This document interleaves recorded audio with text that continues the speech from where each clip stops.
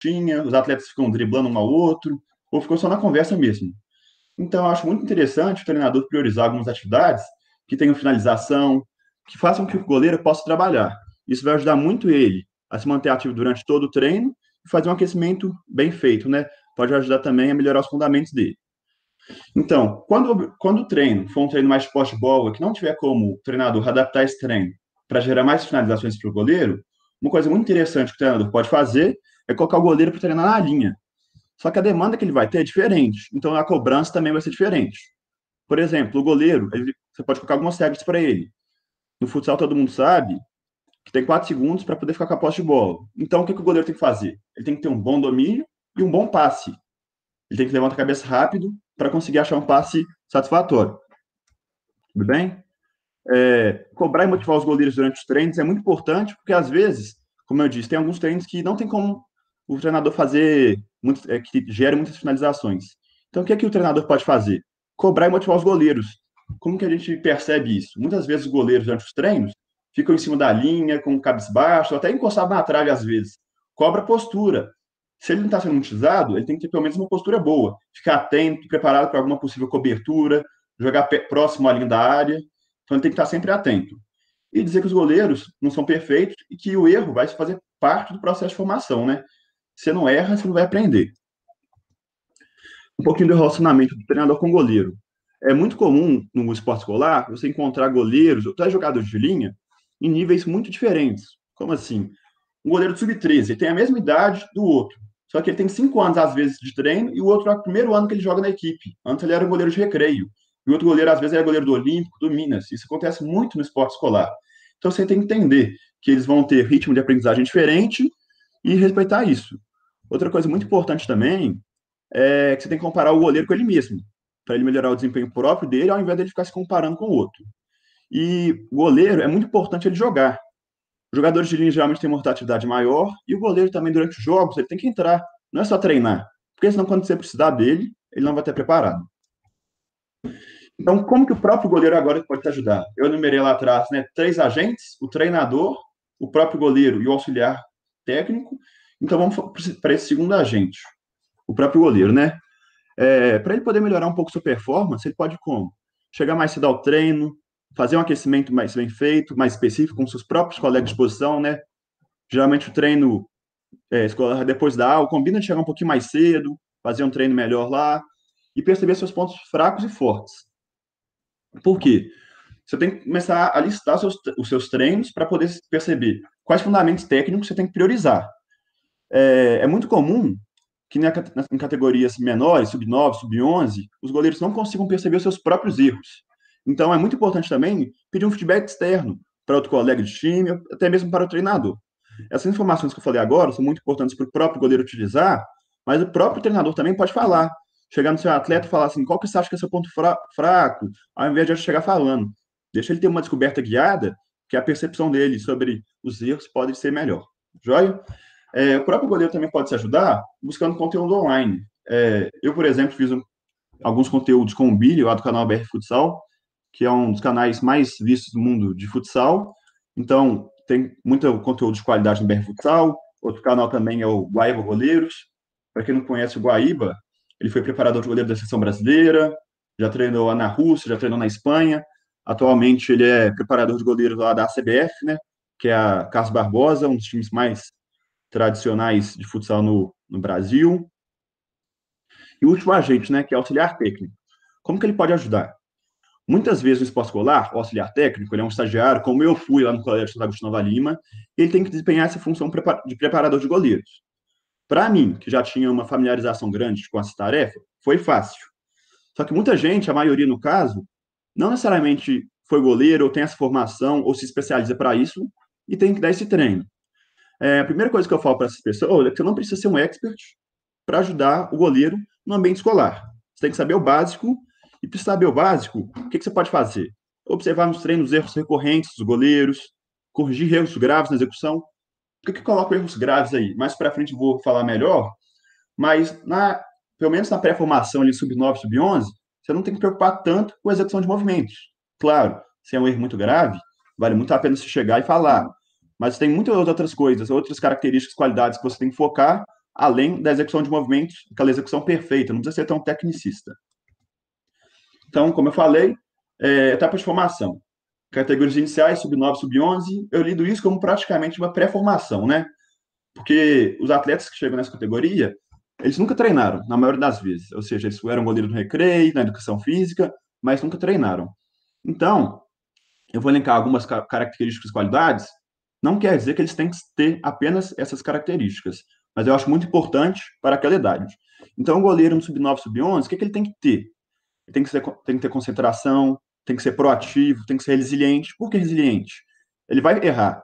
Ainda mais nessa categoria, eles são grandes, eles são pequenos, o gol é grande, eles têm dificuldade, às vezes, toma uma bola no meio, que para muitos é fácil, mas o goleiro é pequeno, não tem como ele chegar.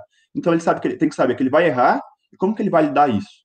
Então essa importância de ver como que ele vai reagir ao erro é muito importante. Isso é corajoso.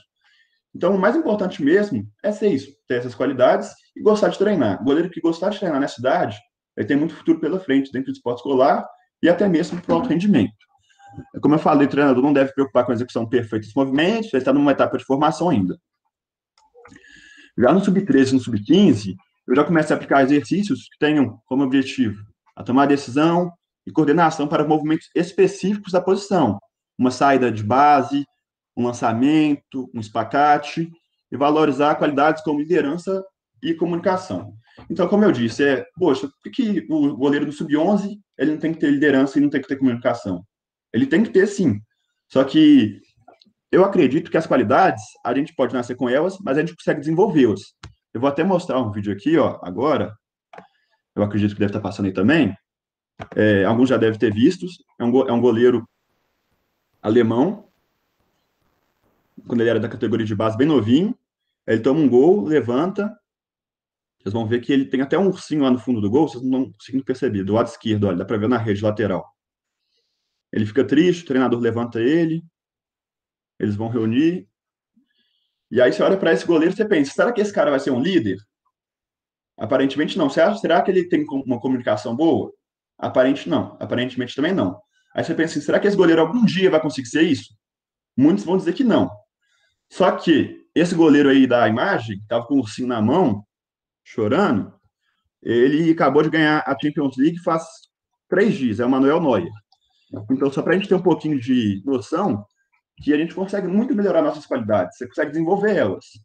Logo, se você não tiver uma característica no sub-11, no sub-9, sub-13, não quer dizer que você não vai ter ela. A gente consegue desenvolvê-las, tudo jóia? E no sub-17, que seria a última etapa de formação dentro do esporte escolar, estabilização de gestos mais complexos, né? Seria o quê? Você vai ter um espacate bem feito, que você vai tomar poucos gols com ele, quando você fizer no momento certo, ter um lançamento longo, e um lançamento exige um pouco de força. Então, no sub-17, o atleta já tem um pouco mais de consolidação de força, vai conseguir ser mais eficiente, ter um jogo com o pé também razoável, sabendo dominar e passar bem a bola. Então, agora eu vou para os fundamentos técnicos, né? Porque eu falei dos agentes que podem ajudar, mas vamos falar um pouco dos fundamentos técnicos para que essas pessoas possam saber como lidar. Posição de expectativa, a gente pode ver o goleiro é o Thiago, né? Que foi goleiro da seleção brasileira, e o pivô de amarelo de Sorocaba é o Éder Lima. A gente olhando para o Thiago, o jogador está de costas ainda, né? O Éder Lima, que é o pivô, e ele já está com os joelhos sempre flexionado, o tronco abaixado, as mãos já preparadas para fazer a defesa e muito atento. Por quê? Se você esperar o jogador chutar para tentar reagir, vai demorar muito. Você já tem que estar preparado para essa reação. Com isso, você vai ter um tempo de reação melhor, porque você já vai estar com a postura mais baixa, você vai demorar menos tempo para chegar na bola. Pegada alta, né, que parece que é muito simples, mas requer cuidado. Se você fizer a pegada alta com a mão um pouquinho aberta, a bola vai passar, pode pegar na sua cabeça ou até mesmo para o gol. Se você tiver com as duas mãos muito fechadas, você não vai conseguir fazer o agarre, seus dedos não vão conseguir agarrar a bola. A base também, igual eu falei, parece muito simples e só que tem que ser bem feito. O jogo de perna certinho, bem fechado. Muito importante também na base, as mãos sempre espalmadas. As mãos espalmadas e quando a bola chegar, o goleiro tem que soltar o peso em cima dela, para evitar que a bola, que ele dê algum rebote. Defesa de bola com as mãos. Na imagem da esquerda a gente pode ver o Thiago. Com certeza foi um chute de curta distância, né? Que ele fez um espalme, dá para ver que ele já consegue, mesmo que a bola esteja perto, Ele conseguiu direcionar a bola, dá para ver que ele está espalmando para o lado. Ele tinha acabado de reagir que o pé direito dele ainda está tocando solo. A direita já é um menino que totalmente diferente, né? Que está num período de formação ainda. Ele consegue fazer também a queda rasteira bem feita, com a mão espalmada, com uma perna sempre flexionada e a outra flexionada. Outra dica também para fazer essa queda rasteira são as mãos espalmadas, sempre para o lado. E ele caindo de lado. Se ele cair de peito no chão, ele não consegue colocar as mãos de lado. Então isso vai dificultar muito a defesa e a chance de ter um gol é muito maior. O espacate, eu coloquei até uma imagem de futebol de campo também. A gente pode ver a semelhança do movimento, né? O Thiago na imagem da esquerda e o Neuer na imagem da direita. Então, o uniforme parece um pouco. A gente pode ver que o movimento é muito parecido. E qual que é a especificidade do espacate?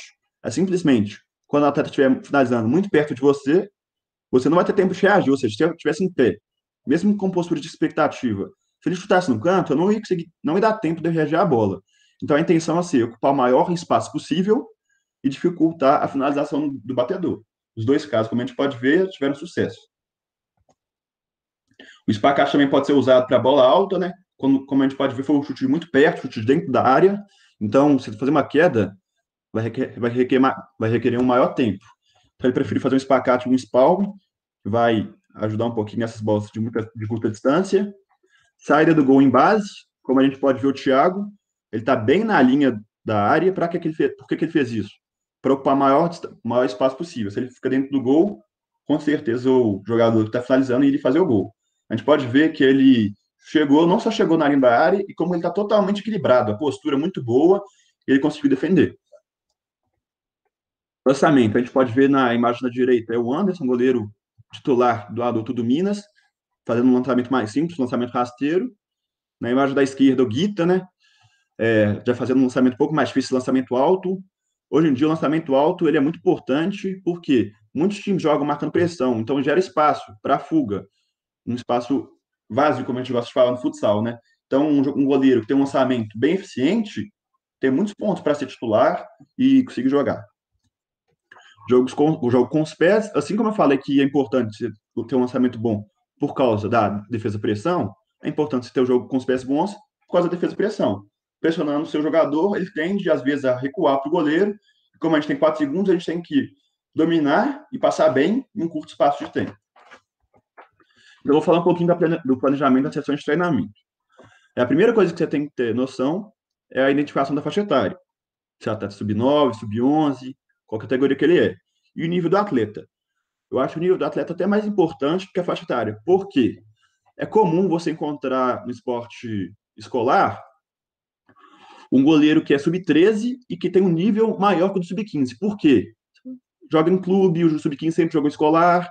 Então é muito comum isso. Então, além da faixa etária, é muito importante você identificar o nível, para você saber qual que vai ser a cobrança em cima desse atleta.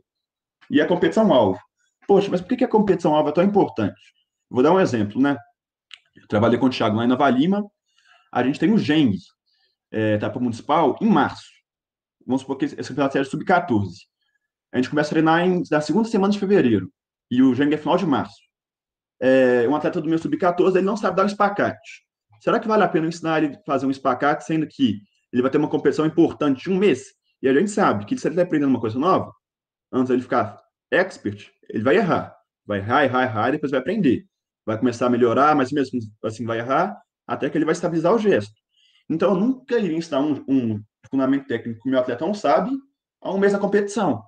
Só que se ele vai disputar um campeonato lá da Limes, lá em agosto, segundo semestre, e você começa a treinar com ele em fevereiro, aí você pode começar a treinar isso com ele. Então, você tem que olhar qual que é a competição-alvo do atleta no ano. Tudo jóia? Planejamento das sessões de treinamento. Então, como que eu faço? Eu gosto de trabalhar bastante com circuitos técnicos, né, com todos os fundamentos que eu elenquei nos últimos slides, assim como exercícios coordenativos de agilidade, que andam muito juntos, né? Porque a diferença de agilidade para velocidade é que a agilidade você tem que chegar no lugar e estar equilibrado, ou seja, você tem que estar coordenado. A velocidade é apenas você chegar. Então, no futsal, a gente sabe que não adianta só o goleiro chegar, ele tem que chegar e estar equilibrado. Como eu mostrei aqui, nessa imagem aqui do Thiago. Ele chegou, ele adiantou rápido e está equilibrado. Se ele tivesse totalmente desequilibrado aqui, com certeza o jogador teria feito o gol. Exercício de velocidade de reação, só algum exemplo assim, né? Eu gosto de trabalhar bastante esses exercícios com balde de vôlei, para diminuir o tempo disponível que o goleiro tem para fazer a defesa. Assim, vai ajudar bastante ele durante o jogo, né, da tarefa, que é chute de perto, às vezes um chute que desviou, porque a bola desviou. E outra coisa que acontece muito também no futsal, quando ele vai finalizar, tem muita gente na frente, você não consegue ver. Quando você vê a bola já está perto de você, então você tem que ter uma velocidade de reação muito grande para conseguir chegar na bola. E exercícios combinados, né? Ou seja, eu faço os circuitos técnicos, tá, com os fundamentos, sempre trabalhando com agilidade, coordenação, velocidade de reação, às vezes eu faço um pouquinho mais soltos, né? Mas sempre combinando. Então, foi bem breve, mas era isso que eu queria passar. Vou abrir para as dúvidas agora, Thiago. Valeu, Vitão. A gente sabe. Foi muito bom. Alguém tem alguma pergunta? Quem tiver pergunta aí pode fazer, pessoal. O Fábio.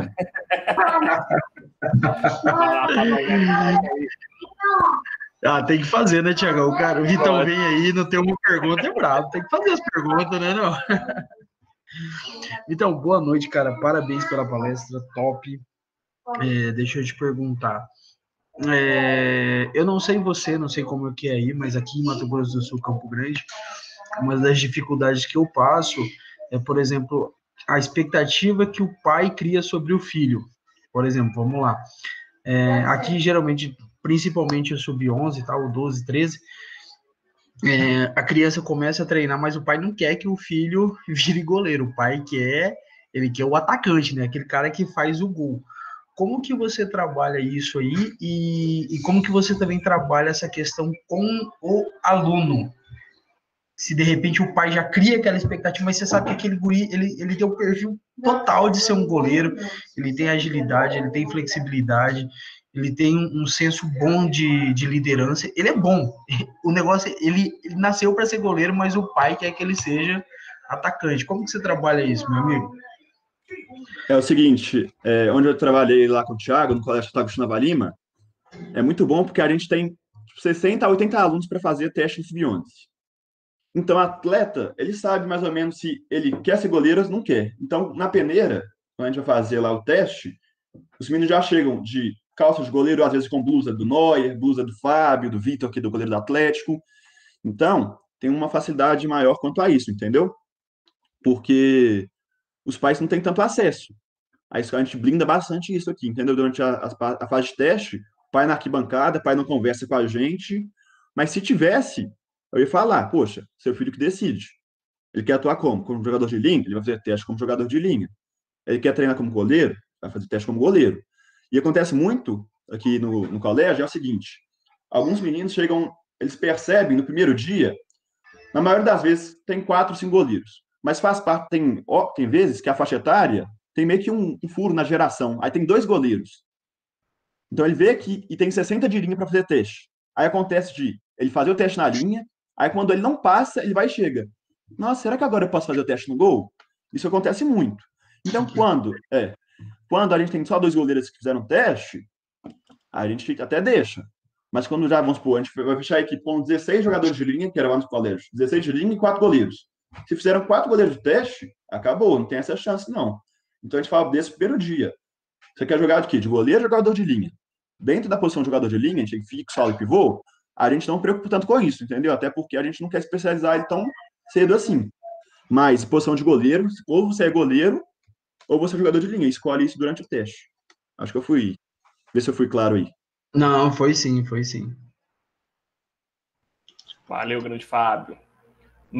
O Marcos Vinícius do Ordem Progresso pediu, do Colégio Ordem Progresso pediu para fazer uma pergunta. Você abre seu áudio ou você quer que eu faça a pergunta, Marcos?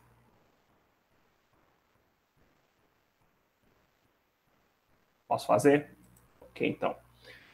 O Marcos queria saber se existem características observáveis para designar um atleta para goleiro, tanto no masculino como no feminino. Deu para entender? Sim. Primeiro vai depender um pouquinho da faixa etária, né? Igual eu falei. Vamos supor, no futsal, eu não me preocupo muito com medidas antropométricas, que seria envergadura, altura. Por exemplo, o goleiro titular do Minas hoje é o Anderson, treinei com ele lá no Minas. Ele tem 1,70 m. Então, e eu tenho 1,88 m, por exemplo. Ou seja, você vai falar que ele não tem capacidade? Ou seja, a altura e esses padrões não influenciam tanto. Nessa etapa de formação que eu gosto de falar, sub-11, sub-9, sub-11, até sub-13, o que eu mais preocupo é o seguinte: ele tem coragem? Ele gosta de treinar? Porque eu acho a posição de goleiro uma das mais treináveis, assim, entendeu? Se ele gostar de treinar, for corajoso e tiver boa vontade, for proativo, assim, com certeza ele vai se desenvolver. Então é isso que eu preocupo principalmente, entendeu? Áudio. Mais alguma pergunta? Então, eu tenho uma, Vitão. Igual a gente começou a conversando no início da palestra, no início da live, você falou que a maioria dos colégios, das escolas, né, não possui preparador de goleiro, fixo de goleiro. Como que o treinador, durante o treino dele, ele pode minimizar isso? No caso, ele não tem um preparador de goleiro. Gosto do exemplo lá do Santo Agostinho Nova Lima. O treinador do Santo Agostinho Nova Lima tem 20 atletas. Ele não pode parar o treino, deixar 16 descontados e pegar o goleiro. Normalmente ele fica com 16 e minimiza e realiza o treino em conjunto. Como que a gente pode minimizar isso para os goleiros, na preparação técnica dos goleiros? Primeiro que em muitos lugares, por exemplo, lá no Colégio Santo Agostinho, nós temos 16 jogadores de linha e 4 goleiros. É um quinto, né? Seria um quinto do plantel. O treinador já não é lá, falando no ambiente normal pelo que eu conheço. Seria um quinto da sua equipe. Eles não gastam um quinto para se preocupar com os goleiros. Então, vamos perceber um pouco isso. Você não é treinador do jogador de linha. Você é treinador da equipe do colégio. Então, eu acharia justo que você perdesse um quinto do seu tempo trabalhando isso. Eu acho, pelo menos, que tem a proporção. Mas vamos supor que você está num treino lá, e como que você pode desenvolver isso? Ou seja, fazer com que seus atletas, seus goleiros, atuem mais. Em jogos que tiverem apenas 2 gols, tente fazer com que eles finalizem mais. Ou seja, é um jogo de poste de bola. Teoricamente, vai gerar menos finalização. Então, vamos supor, trocou 10 passes, vai lá e finaliza. Solta uma bola e ele finaliza. Isso vai ajudar bastante. E outra coisa, para alguns jogos de quando tem apenas 2 gols, se você tiver 4 goleiros, fala para esses goleiros que estão lá fora, não é para ficar sentado conversando, não. Dá uma bola para eles, ou leva para um quadro de vôlei, às vezes que tem vazia. Vai lá, leva, às vezes, seu auxiliar técnico, igual eu falei. Faz lá, empunhadura, base, quedinha. Mesmo que eles não saibam identificar os erros, quando eles estão repetindo, eles têm mais chance de perceber, entendeu, Thiago? Porque apenas se eles ficarem parados lá, eles não vão nem identificar esse erro. Então é importante que eles identifiquem esse erro e às vezes passem para o treinador poder ajudar. Então eu acho que essas duas maneiras seriam boas para o goleiro poder participar mais durante o treino. Não, excelente. Mais alguma pergunta? Se alguém quiser fazer mais alguma pergunta aí, pessoal, sinta-se à vontade. O Marcos comentou aí, ó. Marcos, eu vou ler a sua novamente, né? Nos meus treinos, eu pedi um goleiro da categoria mais velha 17, 18 para realizar treinos específicos de goleiro. O que você acha? Levando em conta que a gente não vai ter um preparador de goleiro, eu acho muito válido, porque vai ser uma pessoa que, querendo ou não, mesmo não sendo um treinador, ele já vai ter uma certa bagagem principalmente fundamentos técnicos, ele vai saber um pouquinho, entendeu? Então é muito melhor que você deixar seu goleiro parado, muito melhor. Então eu concordo plenamente em fazer isso. Claro, né, você tem que saber qual goleiro que você está mandando lá, se é uma pessoa mais tranquila, porque às vezes ele vai começar a passar uma coisa, vamos pegar um espacate, que é uma coisa de um goleiro que vai começar a aprender lá no sub-15 para o menino sub-11. Então eu acho que seria pelo menos importante no primeiro dia, sei lá, olhar, ou pelo menos falar, faça tais fundamentos, priorize esses fundamentos, do que priorizar alguns fundamentos que seriam mais complexos para a categoria. Então, posso fazer um comentário aí em cima disso agora? Claro. Primeiro, te parabenizar, porque pelo que eu acompanho, eu até te sigo na rede social, porque eu vi você fazendo um trabalho lá com o Billy, e acho muito interessante o que você disse do treinador ter essa preocupação com o atleta goleiro, principalmente nas categorias mais novas, até porque a gente trabalha também com o sonho de uma criança, né? Então, você disse muito bem esse fator do menino chegar com a camisa do goleiro, do Fábio, do Vitor, e que ele realmente tem esse interesse de ser goleiro. E quando a gente não tem esse olhar tão... Porque eu, de certa forma, eu tenho pouca bagagem em relação a treinamento, mas nos últimos anos eu estudei bastante, tenho estudado bastante, para tentar trazer e ter esse olhar para os meus goleiros, né? As categorias 15 e 17. Eu não trabalho com categorias menores ainda, não. mas foi muito, muito boa a sua fala em relação a isso, para a gente realmente ter esse olhar técnico, porque depois vai ter uma cobrança em cima desse goleiro, né? Principalmente nas categorias menores, 13 e 15, que o regulamento das competições ele exige 2 goleiros. E isso, para a gente, às vezes, é um fator muito complexo, porque dentro das competições, na maioria das vezes, pelo menos acontece muito comigo, de levar um goleiro preparado e um goleiro nem tão preparado assim, né? Então, assim, ter esse trabalho ali de dia a dia, de conversa com os goleiros e dar um feedback, isso é realmente muito importante para a gente pensar. Obrigado, Marcos. Mais alguém quer se manifestar, quer fazer alguma pergunta? Tiagão, só falar uma coisa rapidinho, só complementando o que o Marcos falou. Tá É isso que, ok. que ele falou, é muito engraçado. A gente vê muitas vezes, em categoria sub-11, sub-3, onde que é obrigatória a troca de goleiro. Geralmente esse goleiro que é o reserva, ele é obrigado a jogar um quarto, né? Então, geralmente é o segundo quarto. Aí você vê os treinadores lá no banco, até fecham o olho assim, estão totalmente desesperados, porque ele realmente não está preparado, e aí a coisa que ele quer é que o quarto acabe logo, porque ele não se preocupa muito com esse goleiro que vai ter que entrar, entendeu? Só fazendo parênteses, é para situar o pessoal de fora do estado, né? As competições aqui de Belo Horizonte, na maioria das vezes, elas são divididas em 4 quartos de 10 minutos. O primeiro tempo tem 2 quartos de 10 e o segundo tempo 2 quartos de 10. Então, aí do primeiro para o segundo quarto tem que ter essa troca dos jogadores que ainda não jogaram. Aí, dependendo da competição, é proporcionalidade ou o número que você tem que fazer a troca. E aí, só para situar. O Matheus Falcão quer fazer uma pergunta. Matheus, pode abrir o seu áudio e fazer a pergunta você mesmo. Boa noite aí, Cambraia, Thiago. Boa noite, boa noite. Queria saber se o que você acha dos treinamentos com os goleiros na linha, por exemplo, treinamento de posse de bola, e aí coloca o goleiro, por exemplo, como coringa, e aí esse goleiro faz o trabalho junto com os atletas de linha, para desenvolver o trabalho com os pés.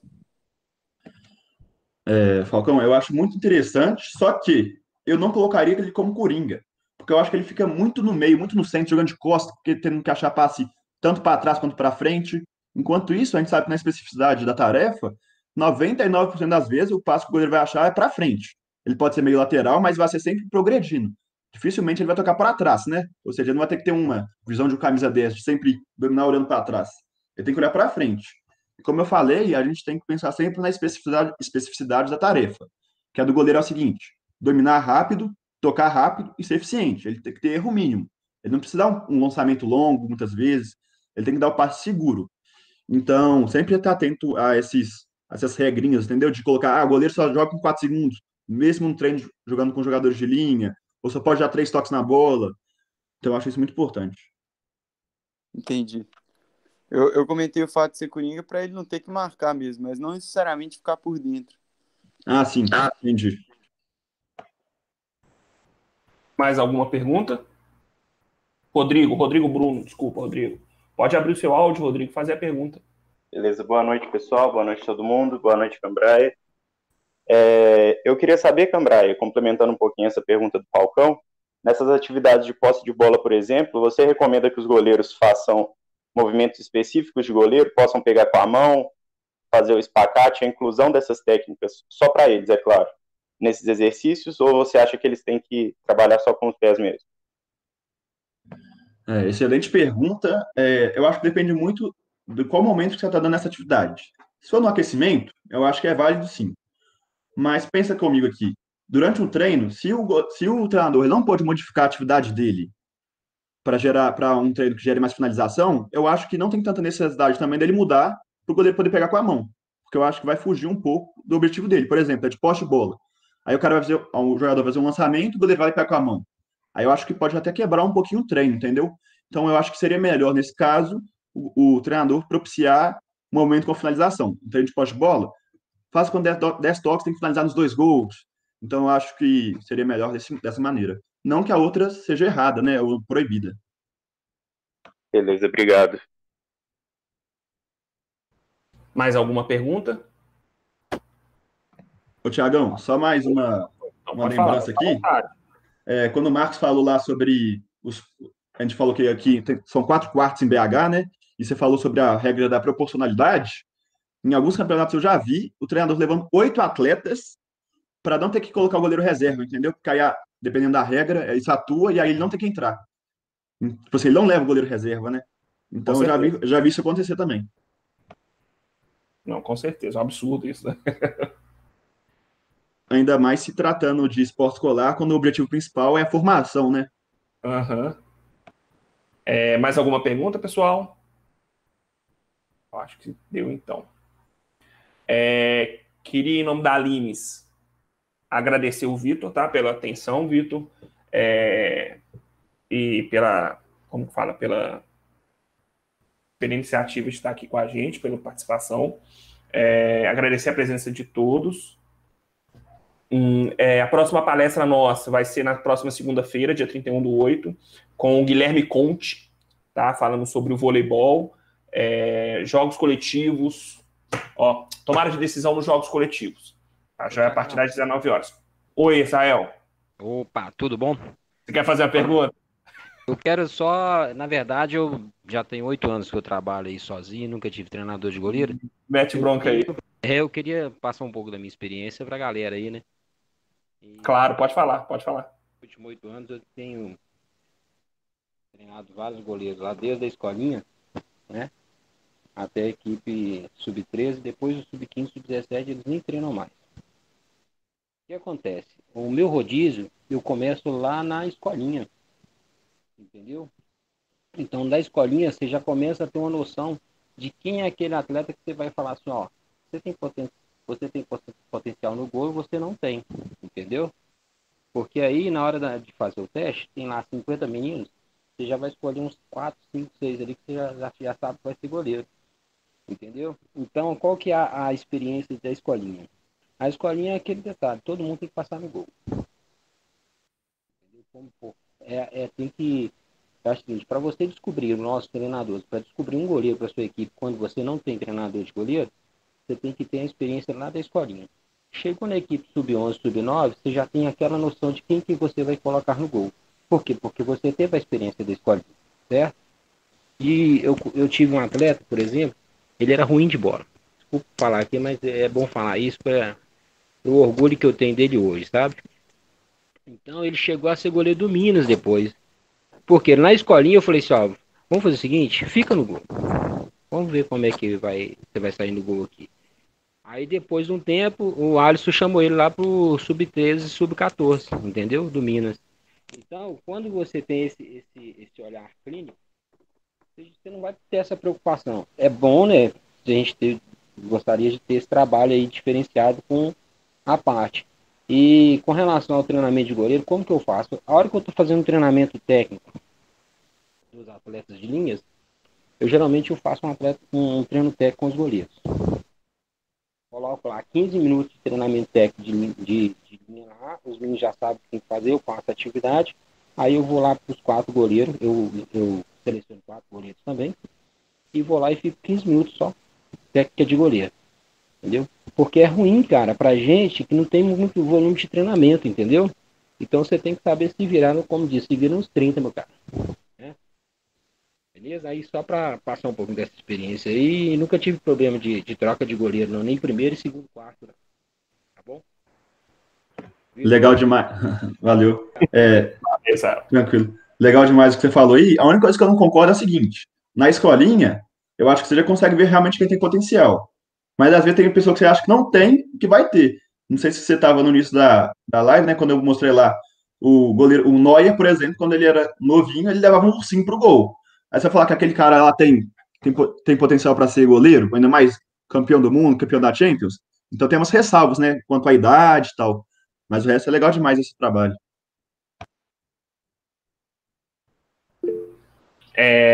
Então, voltando, a próxima live nossa é com o professor Gustavo Conte, né? Ele vai falar sobre tomada de decisão nos jogos coletivos voltado para o voleibol, no dia 31/8 às 19 horas. E a próxima live nossa sobre futsal é no dia 21/9 com o Frederico Falcone, ex-técnico do Minas Tênis e ex-coordenador de futsal do Clube Atlético Mineiro. Vai ser no dia 21/9, às 19 horas também. Tá ok, galera? Muito obrigado. Agradeço novamente ao Vitor pela presença, entendeu? Pelo apoio que deu pra gente aí. E agradecer a todos pela participação. Até segunda-feira. Valeu, Thiagão. Até mais. Valeu, Vitão. Obrigado, viu? Nada, que isso. Valeu, Vitor. Parabéns. Valeu, Thiago. Obrigado, Valeu, gente. Marcos. Obrigado.